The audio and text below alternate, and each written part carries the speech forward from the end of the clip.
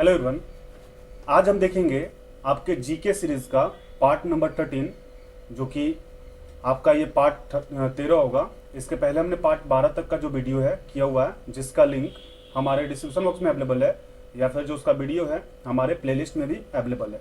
तो आप previous video को हमारे प्लेलिस्ट से या फिर डिस्क्रिप्शन बॉक्स में दिए हुए लिंक से जाके देख सकते हैं। और आप एक बार प्रीवियस वीडियो को देख लें, उसको पूरा नोट डाउन कर लें, उसके बाद इस वीडियो को देखेंगे तो आपको काफ़ी इजी तरीके से ये समझ में आएगा। और इसमें क्या होगा कि आपके पास जो 12 वीडियो है प्रीवियस का, उसका और ये 13वां वीडियो का क्वेश्चंस भी आपके पास मैक्सिमम से मैक्सिमम क्वेश्चन हो पाएगा।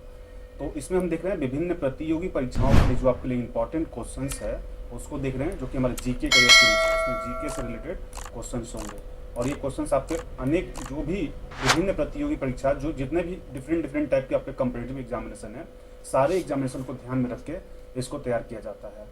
और इसमें हम पार्ट 13 देखेंगे। पार्ट 12 तक का वीडियो प्लेलिस्ट में अवेलेबल है। इसमें एक और आपको सुविधा नहीं दी जा रही है पार्ट 13 से। इसमें आपका जो क्वेश्चन होगा वो हिंदी और इंग्लिश दोनों में होगा। पार्ट 12 तक केवल जो हमारा होता था वो हिंदी में होता था, लेकिन पार्ट 13 से आपका हिंदी और इंग्लिश दोनों में रहेगा। इसलिए आप इस वीडियो को ध्यान से देखिए। और ये आप दोनों के लिए इंपॉर्टेंट हो गया है, चाहे आप इंग्लिश मीडियम से करना चाहें या फिर हिंदी के लिए करना चाहें, दोनों के लिए अब अवेलेबल है पार्ट 13 से। तो स्टार्ट करते हैं इस वीडियो को।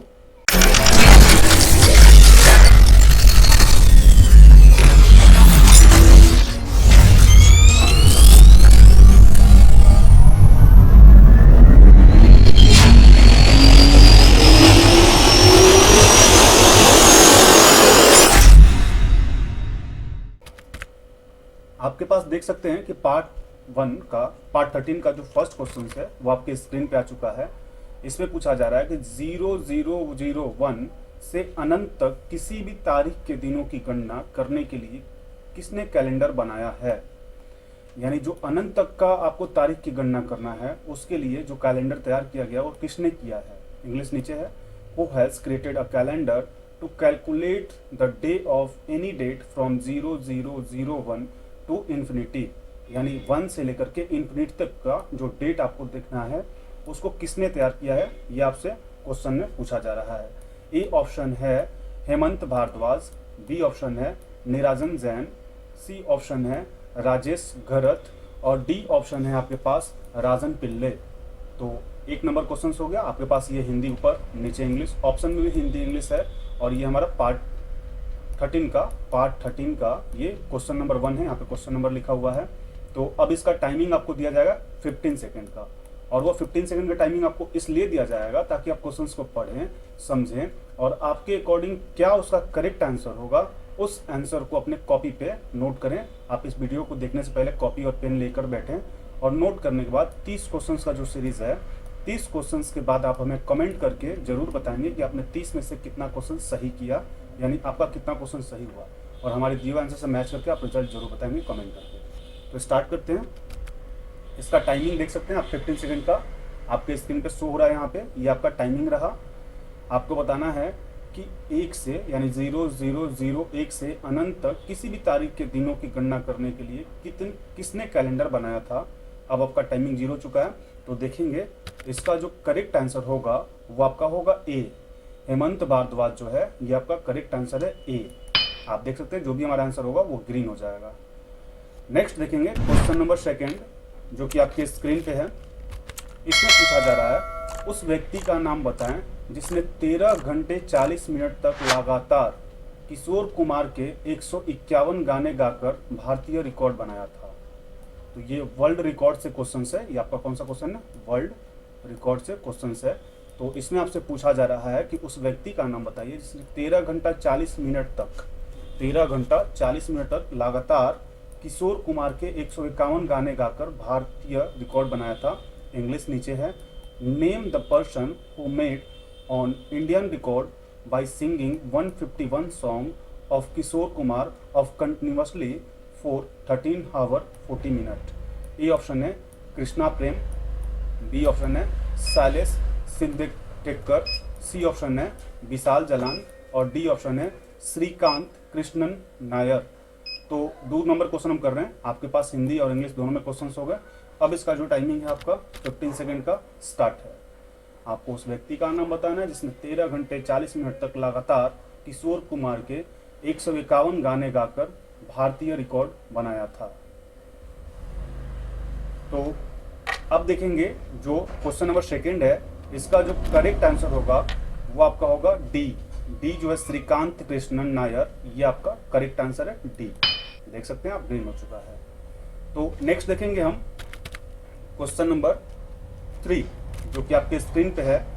किसी महिला द्वारा सबसे लंबे समय तक नाखूनों को रखने का विश्व रिकॉर्ड बनाने वाली अमेरिकी ली रेडमंड किस देश से संबंध है? यानी एक महिला है जो सबसे लंबे समय तक नाखून को रखने का विश्व रिकॉर्ड बनाई थी, जो कि अमेरिका की रहने वाली है। ली रेडमंड किस देश की है, ये आपको बताना है। तो फर्स्ट ऑप्शन है पुर्तगाल, बी ऑप्शन है संयुक्त राज्य अमेरिका, सी ऑप्शन है दक्षिण अफ्रीका और डी ऑप्शन है जर्मन। तो आपके पास इंग्लिश में भी है। Which country does American Lee Redmond who hold the world record of longest nail belong to? अब इसका टाइमिंग जो है आपका 15 सेकंड का स्टार्ट है। आपको बताना है 15 सेकंड में कि इसका करेक्ट आंसर, मतलब बताना कि आपको कॉपी पे नोट करना है कि इसका करेक्ट आंसर क्या होगा, और फिर हमें 30 क्वेश्चन के बाद आपको कमेंट करके बताना है कि इसका करेक्ट आंसर आपने कितना 30 में से सही किया। तो देखेंगे क्वेश्चन नंबर 30 का जो करेक्ट आंसर होगा वो आपका होगा बी, संयुक्त राज्य अमेरिका जो है ये आपका करेक्ट आंसर होगा बी। देख सकते हैं आपका ये ग्रीन हो चुका है। नेक्स्ट देखेंगे क्वेश्चन नंबर 4 जो कि आपके स्क्रीन पे है। इसमें पूछा जा रहा है, बाइक पर खड़े होकर एवं आंखों पर पट्टी बांधकर गुलेल द्वारा कांच के बोतलों को तोड़ने का रिकॉर्ड बनाने वाले पवन कुमार डिल्लो का पेशा क्या है? बाइक पर खड़े होकर आंखों पर पट्टी बांधकर गुलेल द्वारा कांच के बोतलों को तोड़ने का रिकॉर्ड बनाने वाले पवन कुमार का जो पेशा है वो क्या है? इंग्लिश है, what is the profession of Pawan Kumar Dhillo who made a record of breaking glass बोतल by the single shot by standing on his bike and blindfolded? A option है बढ़ई, बी ऑप्शन है किसान यानी फार्मर, सी ऑप्शन है painter और D option है worker यानी कार्यकर्ता। अब इसका जो टाइमिंग है आपका 15 सेकंड का स्टार्ट है। 15 सेकंड में आपको बताना है कि इसका करेक्ट आंसर क्या होगा, इनका मुख्य जो पेशा है वो क्या है, ये आपको हमें बताना है, यानी अपनी ही कॉपी पे नोट करना है कि इसका सही आंसर क्या होगा आपके अकॉर्डिंग। तो अब देखेंगे क्वेश्चन नंबर 4 का जो करेक्ट आंसर होगा वो आपका होगा बी, किसान जो है आपका बी, ये करेक्ट आंसर है बी। तो अब हम देखेंगे क्वेश्चन नंबर 5 जो कि आपके स्क्रीन पे है। क्वेश्चन नंबर 5 में आपसे पूछा जा रहा है, मैकडोनाल्ड के 26,000 बिग बैंग मैक खाने का रिकॉर्ड बनाने वाले व्यक्ति का नाम क्या है? क्वेश्चन समझेंगे। मैकडोनाल्ड के 26,000 बिग बैंग खाने का रिकॉर्ड बनाने वाले व्यक्ति का नाम क्या है? इंग्लिश भी है, what is the name of the person who made a record of McDonald eating 26,000 big Macs? Option A है डोनाल्ड गोर्शके, ऑप्शन बी है एडम राइट, सी ऑप्शन है जॉर्ज पियर्स और डी ऑप्शन है Jack Thomson. तो 4 option है, आपको बताना है कि मैकडोनाल्ड के 26,000 बिग मैक खाने का वर्ल्ड रिकॉर्ड बनाने वाले व्यक्ति का नाम क्या है। अब इस क्वेश्चंस के लिए आपका जो 15 सेकंड का टाइम है वो आपके स्क्रीन पे स्टार्ट है। इस 15 सेकंड के अंदर आपको बताना है, यानी अपने ही कॉपी पे नोट करना है कि इसका करेक्ट आंसर क्या है, और लास्ट में 30 क्वेश्चंस के बाद हमारे दिए हुए आंसर से मैच करके कमेंट करना है। तो अब देखेंगे जो इसका करेक्ट आंसर होगा वो आपका होगा ए। ए जो है डोनाल्ड गोर्शके, ये आपका करेक्ट आंसर है ए। देख सकते हैं आप, ग्रीन हो चुका है। नेक्स्ट बढ़ेंगे क्वेश्चन नंबर 6 जो कि आपके स्क्रीन पे है। इसमें पूछा जा रहा है, कस्टन मास द्वारा निर्मित सबसे लंबे गोल्फ क्लब की लंबाई कितनी है? कस्टन मार्क्स द्वारा जो गोल्फ क्लब बनाए गए थे उसकी लंबाई कितनी है? इंग्लिश है, what is the length of the longest golf club build by Karsten Maas? Option A है 11 फीट लंबाई 3 इंच, ऑप्शन बी है 14 फीट लंबाई 5 इंच, सी ऑप्शन है 9 फीट लंबाई 3 इंच और डी ऑप्शन है 14 फीट लंबाई 9 इंच। तो क्वेश्चंस हो गया, आपको बताना है कि क्रिस्टन मास द्वारा जो गोल्फ क्लब बनाए गए थे, सबसे लंबे गोल्फ क्लब बनाए उसकी लंबाई कितनी है। तो अब इसका टाइमिंग जो है आपका 15 सेकेंड का स्टार्ट है। What is the length of the longest golf club build by Kristin Maas, ये आपको क्वेश्चन है। तो ये हम पार्ट नंबर 13 कर रहे हैं जिसमें हिंदी और इंग्लिश दोनों मेंशन है। अब देखेंगे क्वेश्चन नंबर 6 का जो आपका करेक्ट होगा आंसर वो आपका होगा ए। 11 फीट लंबाई 3 इंच जो है, 11 फीट 3 इंचेस इन लेंथ, ये आपका करेक्ट आंसर है ए। नेक्स्ट बढ़ेंगे क्वेश्चन नंबर 7 जो कि आपके स्क्रीन पे है। इसमें पूछा जा रहा है निक एस्टेबल्स का प्रचलित नाम क्या है जिसका नाम गिनीज वर्ल्ड रिकॉर्ड बुक में सबसे लंबे जीव के लिए दर्ज किया गया है। निक एस्टेबल्स का आपको प्रचलित नाम बताना है कि उनका फेमस नाम क्या है जिनका नाम गिनीज वर्ल्ड रिकॉर्ड बुक में दर्ज है, वो किस लिए, तो लंबे जीव के लिए। तो इनका फेमस नाम आपको बताना है। ए ऑप्शन है द ट्विस्टर, बी ऑप्शन है the tongue master, C option है द लिक और डी ऑप्शन है उपरोक्त में से कोई नहीं। अब इसका जो टाइमिंग है आपका 15 सेकेंड का स्टार्ट है। आपको बताना है कि निक एस्टेबल्स का प्रचलित नाम क्या है जिसका नाम गिनीज वर्ल्ड रिकॉर्ड बुक में सबसे लंबे जीव के लिए दर्ज किया गया है। इनका फेमस नाम आपको बताना है। 4 ऑप्शन आपको दिए गए हैं, चारों में से कोई एक करेक्ट होगा। तो अब देखते हैं जो इसका करेक्ट आंसर होगा वो होगा द लिक। द लिक जो सी ऑप्शन है ये आपका करेक्ट आंसर है। नेक्स्ट देखेंगे क्वेश्चन नंबर 8 जो कि आपके स्क्रीन पे है। इसमें पूछा जा रहा है 60 वर्ष की उम्र में सबसे अधेड़ स्लीपर बनाने का रिकॉर्ड बनाने वाले व्यक्ति का नाम क्या है। At the age of 60 what is the name of person who hold the record for becoming the oldest stripper. तो इसका ऑप्शन ए है बर्नोल्ड बार्कर, बी ऑप्शन है ग्रेगरी जेकब्स, सी ऑप्शन है निक वेबस्टल और D option है Waits Bandet. तो आपको बताना है कि 60 वर्ष की उम्र में अधेड़ स्ट्रिपर बनाने का रिकॉर्ड किस व्यक्ति के नाम पर दर्ज है। अब इसका टाइमिंग जो है आपका स्टार्ट है 15 सेकेंड का। इस 15 सेकेंड में आपको हमारा वीडियो लेक्चर कैसा लग रहा है आप हमें कमेंट करके जरूर बताएं। और अभी तक हमारे चैनल को आपने सब्सक्राइब नहीं किया हुआ है तो आप प्लीज़ सब्सक्राइब करके बेल नोटिफिकेशन को प्रेस कर लें ताकि आपको नेक्स्ट वीडियो अपलोड होते ही आपके पास नोटिफिकेशन मिल जाए। इसलिए आप चैनल को जरूर सब्सक्राइब कर लें। तो अब देखेंगे जो 8 नंबर का जो करेक्ट आंसर है वो आपका है बर्नोल्ड बार्कर, जो ए ऑप्शन है ये आपका करेक्ट है। नेक्स्ट देखेंगे क्वेश्चन नंबर 9। इसमें पूछा जा रहा है बॉल पॉइंट पेन का सबसे बड़े संग्रह का रिकॉर्ड किसके नाम है। जो बॉल पॉइंट पेन है इसका सबसे बड़ा संग्रह का रिकॉर्ड किसके नाम है। इंग्लिश है who holds the record for the largest collection of ball point pens.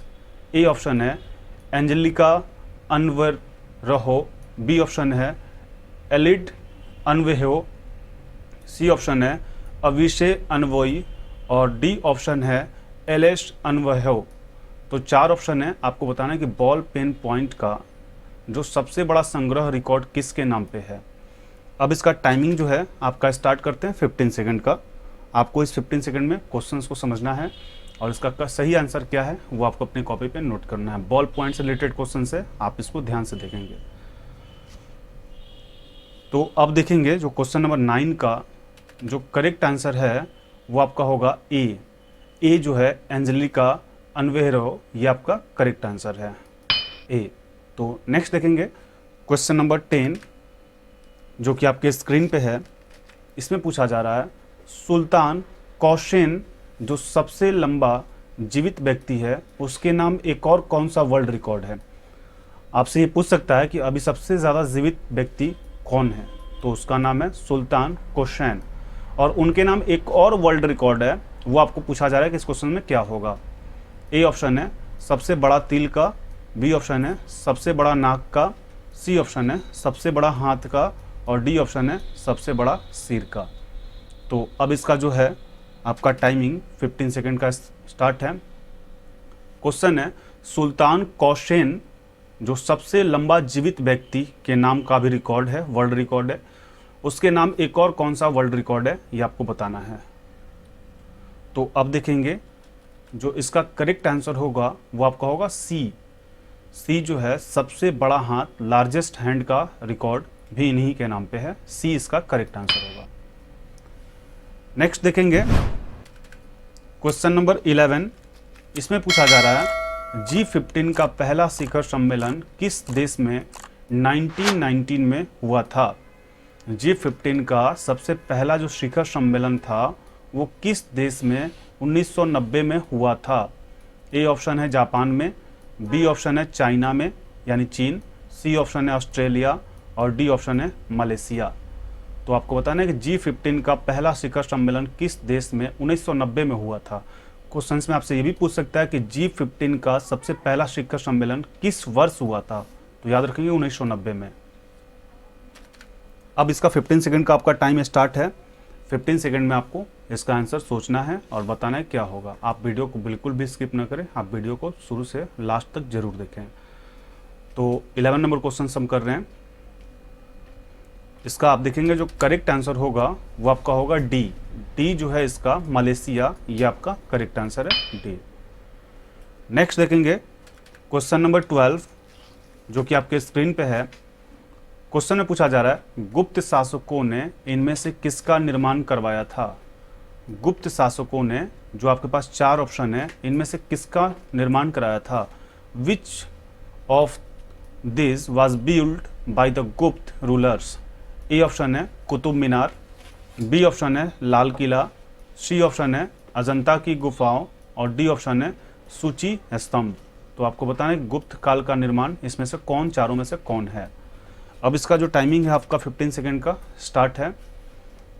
15 second में आप हमें कमेंट करके जरूर बताएं कि आपको किस प्रकार की हमारे वीडियो लेक्चर में प्रॉब्लम हो रही है। उस प्रॉब्लम को हम नेक्स्ट वीडियो में जरूर दूर करेंगे और आपको नेक्स्ट किस टॉपिक में वीडियो चाहिए ये भी हमें कमेंट करके आप बताएंगे, ताकि नेक्स्ट वीडियो अपलोड करते ही आपकी कमेंट को देखा जाए और उसी पे वीडियो को बनाया जाए। तो क्वेश्चन नंबर 12 का जो करेक्ट आंसर होगा वो आपका होगा अजंता की गुफा। सी जो है इसका करेक्ट आंसर है अजंता की गुफा। नेक्स्ट देखेंगे क्वेश्चन नंबर 13 जो कि आपके स्क्रीन पे है। इसमें पूछा जा रहा है इनमें से किस क्षेत्र में बेहतर योगदान के लिए कलिंग पुरस्कार से सम्मानित किया जाता है। 4 ऑप्शन है। पूछा जा रहा है कि इनमें से किस क्षेत्र में बेहतर योगदान के लिए कलिंग पुरस्कार से सम्मानित किया जाता है। कलिंग पुरस्कार है। ऑप्शन ए है खेल के क्षेत्र में, बी ऑप्शन है विज्ञान के क्षेत्र में, सी ऑप्शन है सामाजिक सुधार के क्षेत्र में और डी ऑप्शन है इनमें से कोई नहीं। तो अब इसका जो टाइमिंग है वो आपका स्टार्ट है 15 सेकंड का। इंग्लिश है Kalinga awarded is awarded from the better contribution in which of the flowing fields. इनमें से किस क्षेत्र में बेहतर योगदान के लिए कलिंग पुरस्कार से सम्मानित किया जाता है। तो अब देखेंगे जो इसका करेक्ट आंसर होगा वो आपका होगा बी।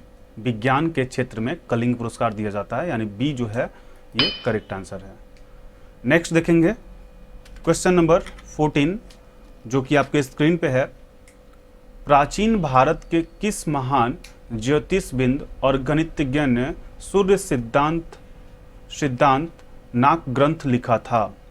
प्राचीन भारत में किस महान ज्योतिषविद और गणितज्ञ ने सूर्य सिद्धांत नाक ग्रंथ लिखा था। ऑप्शन ए है सीवी रमन, बी है विक्रम साराभाई, सी ऑप्शन है आर्यभट्ट और डी ऑप्शन है गैलीलियो। तो 4 ऑप्शन है। अब इसका जो टाइमिंग है वो आपका स्टार्ट है 15 सेकंड का। आपको बताना कि प्राचीन भारत के किस महान ज्योतिषविद और गणितज्ञ ने सूर्य सिद्धांत नाक ग्रंथ लिखा था। अब देखेंगे इसका जो करेक्ट आंसर होगा वो आपका होगा सी। सी जो है आर्यभट्ट, ये आपका करेक्ट आंसर है आर्यभट्ट। नेक्स्ट देखेंगे क्वेश्चन नंबर 15 जो कि आपके स्क्रीन पे है। इसमें पूछा जा रहा है इनमें से किस फील्ड में भूकंप का अध्ययन किया जाता है। इनमें से किस फील्ड में भूकंप का अध्ययन किया जाता है। Earthquake is studied in which of the flowing fields. Option A है एस्ट्रोलॉजी, बी है मस्ट्रोलॉजी, सी है गस्ट्रोलॉजी और डी है सिस्मोलॉजी। तो आपको बताना है कौन से फील्ड में भूकंप का अध्ययन किया जाता है, स्टडी किया जाता है। अब इसका जो 15 सेकंड का टाइम है वो आपके स्क्रीन पे चल रहे हैं। आपका टाइम स्टार्ट है। इनमें से किस फील्ड में भूकंप का अध्ययन किया जाता है, ये आपको बताना है क्वेश्चन नंबर 15 में। तो अब देखेंगे जो इसका करेक्ट आंसर है वो आपका होगा सिस्मोलॉजी। सिस्मोलॉजी जो है ये इसका करेक्ट आंसर है, डी। नेक्स्ट बढ़ेंगे क्वेश्चन नंबर 16 जो कि आपके स्क्रीन पे है। इसमें पूछा जा रहा है 12 जुलाई को किस वर्ष राष्ट्रीय कृषि एवं ग्रामीण विकास बैंक की स्थापना हुई थी। 12 जुलाई को किस वर्ष राष्ट्रीय कृषि एवं राष्ट्रीय विकास बैंक की स्थापना हुई थी। इंग्लिश है, in which year was the National Bank of Agriculture and Rural Development established on 12 July. A option है 1976, बी ऑप्शन है 1978, सी ऑप्शन है 1980 और डी ऑप्शन है 1982। तो अब इसका टाइमिंग आपका स्टार्ट करते हैं 16 का। ये जो है आपका जीके सीरीज़ का पार्ट 13 है, यानी 13 नंबर पार्ट है। पार्ट 12 तक का वीडियो हमारे प्लेलिस्ट में अवेलेबल है। आप उस वीडियो को जाके हमारे प्लेलिस्ट से, या फिर उसका लिंक डिस्क्रिप्शन बॉक्स में भी अवेलेबल है, आप वहाँ से भी जाके उस वीडियो को देख सकते हैं। तो अब देखेंगे जो 16 नंबर है इसका जो करेक्ट आंसर होगा वो आपका होगा 1982, 1982 जो है इसका करेक्ट आंसर है। तो ये आपका डी नंबर ऑप्शन सही है, यहाँ पे डी होगा, आप इसको डी कर लेंगे। नेक्स्ट देखेंगे क्वेश्चन नंबर 17। इसमें पूछा जा रहा है पराश्रव्य तरंग की सहायता से कौन सा जीव रात में सुरक्षित भ्रमण करता है। पराश्रव्य तरंग की सहायता से कौन सा जीव है जो रात में भी सुरक्षित भ्रमण करता है, यानी घूमता है। ए ऑप्शन है हैंड, हाथ, बी ऑप्शन है शेर, सी ऑप्शन है बाघ और डी ऑप्शन है चमगादड़। तो पराश्रव्य तरंग की सहायता से कौन सा जीव जो है रात में सुरक्षित भ्रमण करता है, ये आपको बताना है। अब जो है इसका टाइमिंग आपका स्टार्ट है 15 सेकंड का। 15 सेकंड में आपको इसको सोचना है और क्या इसका करेक्ट आंसर होगा अपने कॉपी पे नोट करना है। फिर 15 सेकंड के बाद हमारे दिए हुए आंसर से इसको मैच करके आपको सही चुनना है और 30 क्वेश्चंस के बाद हमें कमेंट करके बताना है। तो अब देखेंगे जो इसका करेक्ट आंसर होगा वो आपका होगा डी, चमगादड़, यानी बैट्स जो है आपका करेक्ट आंसर है डी। नेक्स्ट देखेंगे क्वेश्चन नंबर 18। इसमें पूछा जा रहा है पृथ्वी पर सूर्य उदय हमेशा पूर्व से ही क्यों होता है। पृथ्वी पर जो सूर्य का उदय होता है हमेशा पूर्व से ही क्यों होता है। What does the sun always rise on the earth from the east? First option है क्योंकि पृथ्वी पश्चिम से पूर्व की ओर घूमती है। बी ऑप्शन है क्योंकि पृथ्वी पूर्व से पश्चिम की ओर घूमती है। सी ऑप्शन है क्योंकि पृथ्वी उत्तर से पूर्व की ओर घूमती है। या फिर डी ऑप्शन है क्योंकि पृथ्वी पश्चिम से दक्षिण की ओर घूमती है। तो 4 ऑप्शन है, आपको बताना है कि पृथ्वी सूर्य से उदय हमेशा पृथ्वी जो है पृथ्वी पर सूर्य उदय हमेशा पूर्व से ही क्यों होता है, ये आपको बताना है। अब इसका जो टाइमिंग है वो आपका 15 सेकंड का स्टार्ट है। चारों ऑप्शन है आपके पास। क्वेश्चन नंबर 80 कर रहे हैं और ये हमारा जीके सीरीज का 13 नंबर है जिसमें हम हिंदी और इंग्लिश दोनों देख रहे हैं। तो अब देखेंगे जो क्वेश्चन नंबर 18 का करेक्ट आंसर होगा वो आपका होगा ए नंबर ऑप्शन जो है, क्योंकि पृथ्वी पश्चिम से पूर्व की ओर घूमती है, because the earth rotates from the west to east. ये आपका ए नंबर करेक्ट आंसर है, देख सकते हैं आप, ग्रीन हो चुका है। नेक्स्ट देखेंगे क्वेश्चन नंबर 19। इसमें आपसे पूछा जा रहा है कप्तान जेम्स कुक ने पहला यूरोपीय संपर्क स्थापित करते हुए किस महाद्वीप की खोज की थी। कप्तान जेम्स कुक जो थे उन्होंने पहला यूरोपीय संपर्क स्थापित करते हुए किस महाद्वीप की खोज की थी, ये आपको बताना है। ए ऑप्शन है एशिया महाद्वीप, बी ऑप्शन है ऑस्ट्रेलिया महाद्वीप, सी ऑप्शन है यूरोप महाद्वीप और डी ऑप्शन है चीन। तो 4 ऑप्शन है आपके पास, आपको बताना है कप्तान जेम्स कुक यूरोप के साथ संपर्क करते हुए किस महाद्वीप की खोज की थी। अब इसका टाइमिंग जो है आपका 15 सेकंड का आपके स्क्रीन पे स्टार्ट है। चारों ऑप्शन है एशिया, ऑस्ट्रेलिया, यूरोप और चीन। तो अब देखेंगे जो क्वेश्चन नंबर 19 का जो करेक्ट आंसर होगा वो आपका होगा बी जो है ऑस्ट्रेलिया, ये आपका करेक्ट आंसर है बी। नेक्स्ट देखेंगे क्वेश्चन नंबर 20 यानी 20 नंबर क्वेश्चन हम देख रहे हैं। ब्रह्मांड के विकास का अध्ययन करने वाला किस देश का एक्सरे उपग्रह एस्ट्रो डी जिसको इंग्लिश में बोलते हैं है। ब्रह्मांड के विकास का अध्ययन करने वाले किस देश का एक्सरे उपग्रह एस्ट्रो डी है। ऑप्शन ए है चीन, ऑप्शन बी है ऑस्ट्रेलिया, ऑप्शन सी है जापान और ऑप्शन डी है अफ्रीका। तो अब इसका टाइमिंग जो है आपका स्टार्ट करते हैं 15 सेकेंड का। Which country X-ray satellite which study the evolution of the universe in Astro D. ये इंग्लिश हो गया, आपका हिंदी में भी क्वेश्चन है, इंग्लिश में भी है, ऑप्शन भी इंग्लिश और हिंदी दोनों में है, इसलिए आपको प्रॉब्लम किसी प्रकार की नहीं होगी। तो इसका जो करेक्ट आंसर होगा वो आपका होगा सी, जापान जो है ये आपका सही आंसर है। नेक्स्ट देखेंगे क्वेश्चन नंबर 21 यानी 21 नंबर क्वेश्चंस। निम्नलिखित में से जनसंख्या के मामले में भारत का कौन सा पड़ोसी देश सबसे छोटा है। यानी निम्न में से जो 4 ऑप्शन है इनमें से जनसंख्या के मामले में कौन सा भारत का पड़ोसी देश है। यहाँ पे आप ध्यान देंगे भारत की पड़ोसी देश के बारे में पूछा जा रहा है, सबसे छोटा है। ए ऑप्शन है बांग्लादेश, बी ऑप्शन है अफगानिस्तान, सी ऑप्शन है नेपाल और डी ऑप्शन है मालदीव। निम्न में से जनसंख्या के मामले में भारत का कौन सा पड़ोसी देश सबसे छोटा है। अब इसका टाइमिंग जो है आपका 15 सेकेंड का आपके स्क्रीन पे स्टार्ट है। Which of the following is the smallest country in India terms of population. Bangladesh, Afghanistan, Nepal, Maldives. तो अब देखेंगे जो इसका करेक्ट आंसर होगा वो आपका होगा मालदीव। जो डी नंबर है ये आपका करेक्ट आंसर है। नेक्स्ट बढ़ेंगे क्वेश्चन नंबर 22 यानी 22 नंबर क्वेश्चंस पे हम आ चुके हैं। किस देश में अंतरकाशी संगठन the international bureau weights and measures का मुख्यालय है। किस देश में अंतर सरकारी संगठन the international bureau weights and measure का मुख्यालय है। ऑप्शन ए है फ्रांस, बी है बेल्जियम, सी है स्विट्जरलैंड और डी है ऑस्ट्रिया। तो 4 ऑप्शन है, आपको बताना है कि अंतर सरकारी संगठन the international bureau weights and measures का मुख्यालय कहाँ है। अब इसका टाइमिंग आपका 15 सेकेंड का स्टार्ट है। 15 सेकेंड के अंदर आपको क्वेश्चंस को समझ के और अपने ही कॉपी पे अपने अकॉर्डिंग आपके अकॉर्डिंग कौन सा आंसर होगा उसको नोट करके हमारे दिए हुए आंसर से मैच करके और आपको 30 क्वेश्चंस के बाद कमेंट करना है।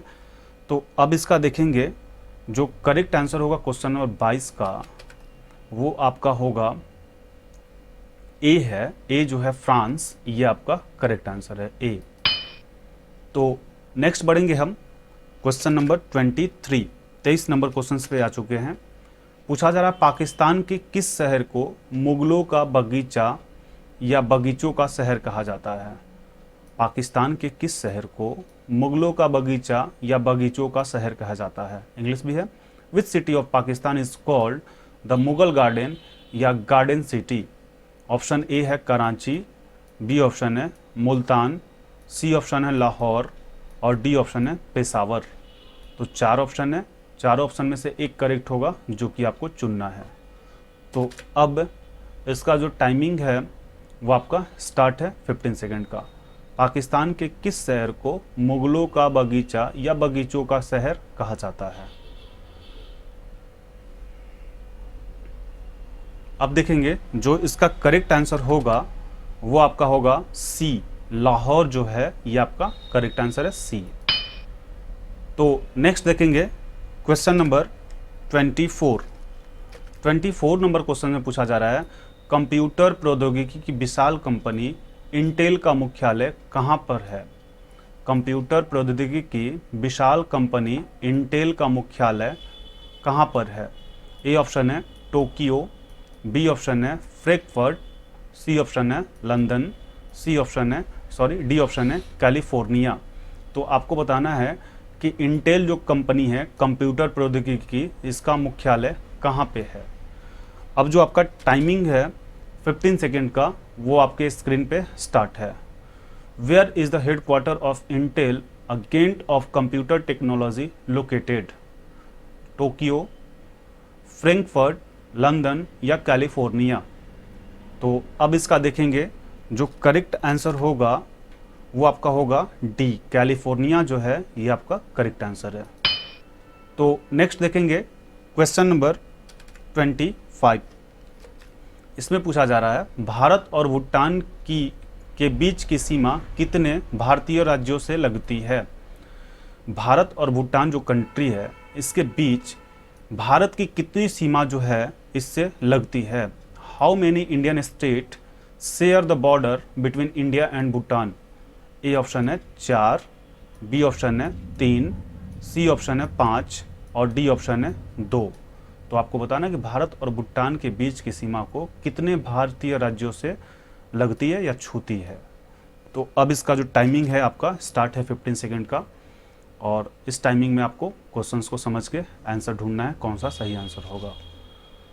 और आपको नेक्स्ट टॉपिक पे कौन सा वीडियो चाहिए, कौन से टॉपिक पे आपको नेक्स्ट वीडियो चाहिए, ये हमें कमेंट करके ज़रूर बताएंगे ताकि उसी टॉपिक पे वीडियो को बनाया जा सके। तो देखेंगे 25 का जो आपका करेक्ट आंसर होगा वो आपका होगा ए जो है इसका करेक्ट आंसर है। और इस क्वेश्चन के लिए हम आपको एक गूगल होमवर्क भी दे देते हैं। भारत और भूटान के बीच की सीमा कितने राज्यों को छूती है? तो 4, और वो चारों राज्य का नाम आप हमें कमेंट बॉक्स में कमेंट करके जरूर बताएंगे कि भारत और भूटान के कौन कौन से स्टेट जो हैं छूते हैं। तो 4 राज्य हैं, वो चारों राज्यों का नाम आपको, चारों स्टेट का नाम हमें कमेंट करके बताना है। क्वेश्चन नंबर 26 देखेंगे, जापान की मुद्रा कौन सी है? बहुत इजी क्वेश्चन है। What is the currency of Japan? A option है यूरो, बी ऑप्शन है रेमबिनी, सी ऑप्शन है डॉलर और डी ऑप्शन है येन। तो आपको बताना है कि जापान की मुद्रा कौन सी है। अब इसका जो 15 सेकेंड का टाइम है वो आपके स्क्रीन पे स्टार्ट है। फिर what is the currency of Japan 26 number questions कर रहे हैं, और ये हमारा जीके का पार्ट 13 है। पार्ट 12 तक का वीडियो हमारे प्लेलिस्ट में अवेलेबल है। तो क्वेश्चन नंबर 26 का जो करेक्ट आंसर होगा वो आपका होगा डी, येन जो है ये आपका येन, ये आपका करेक्ट आंसर है डी। क्वेश्चन नंबर 27, इसमें पूछा जा रहा है निम्नलिखित में से कौन सा फ्रांस और भारत के बीच संयुक्त सेना अभ्यास है? यानी 4 ऑप्शन है, निम्नलिखित में से कौन सा फ्रांस और भारत के बीच संयुक्त सेना अभ्यास है? ऑप्शन ए है संप्रीति, बी ऑप्शन है खजर, सी ऑप्शन है गरुड़ शक्ति, डी ऑप्शन है शक्ति। इंग्लिश में बता देते हैं। Which of the following is a joint army exercise between France and India? अब इसका टाइमिंग जो है आपका 15 सेकेंड का स्टार्ट है। ऑप्शन ए है कम्युनिटी, जिसका हिंदी होता है संप्रीति, बी खजर, सी गरुड़ शक्ति और डी है शक्ति। तो अब देखेंगे जो क्वेश्चन नंबर 27 है, इसका जो करेक्ट आंसर होगा वो आपका होगा शक्ति, स्ट्रेंथ जो है ये आपका सही आंसर है डी। तो नेक्स्ट देखेंगे क्वेश्चन नंबर 28। इसमें पूछा जा रहा है निम्नलिखित में से कौन सा देश बंदरगाह विहीन देश है, जहां पे बंदरगाह है ही नहीं? Which of the flowing countries is port less country? A option है मंगोलिया, बी ऑप्शन है इरिट्रिया, सी ऑप्शन है सीरिया और डी ऑप्शन है तुर्की। तो 4 ऑप्शन है, आपको बताना है कौन से देश में बंदरगाह है ही नहीं, बंदरगाह विहीन देश है। तो अब इसका टाइमिंग जो है 15 सेकेंड का स्टार्ट है। Which of the flowing country is a port less country?